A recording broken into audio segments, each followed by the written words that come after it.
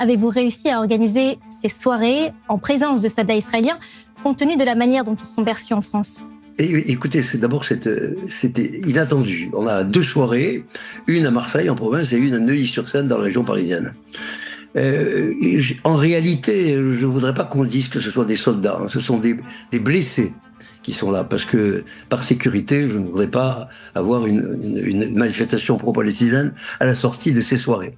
L'association israélienne Bet Halochem, littéralement la maison des combattants, organise 2 soirées caritatives en France afin de lever des fonds pour plusieurs centres de réhabilitation en Israël. Les vétérans de l'armée d'occupation israélienne sont accueillis dans ces établissements pour guérir leurs blessures physiques et psychologiques. Sur les sites de l'association, il est expliqué que le but, c'est qu'ils puissent se reconstruire et donner un nouveau sens à leur vie. Vous imaginez une soirée pour lever des fonds pour un centre de réhabilitation dédié aux SS, pour qu'ils découvrent de nouveaux horizons après leur participation à l'Holocauste ? Certes, des soldats israéliens sont traumatisés et on en voit de plus en plus témoigner de leur état psychologique désastreux. Mais la réalité, c'est qu'ils sont quand même responsables de leurs crimes face à la loi. Tu peux pas dire « j'arrive plus à dormir parce que j'ai tué trop d'enfants, mais c'est pas de ma faute, hein, j'étais obligée ». Et puis surtout, la plupart d'entre eux ne semblent pas vraiment avoir de remords. Toujours selon les sites de l'asso, elle a soutenu 65 000 vétérans depuis le 7 octobre 2023. L'accès à ces soirées coûte 30 € par personne, rapporte Le Parisien, avec lesquels sont financées des thérapies, des installations sportives ou encore des programmes éducatifs en Israël. Les dons sont déductibles d'impôts. Le député Thomas Porte dit avoir signalé ces réunions au ministre de l'Intérieur pour qu'elles soient interdites. Sur X, il écrit « La France ne doit pas accueillir des réunions qui font la promotion de femmes et d'hommes ayant participé à perpétrer un génocide contre le peuple palestinien. Nous n'avons aucune larme à verser pour ces soldats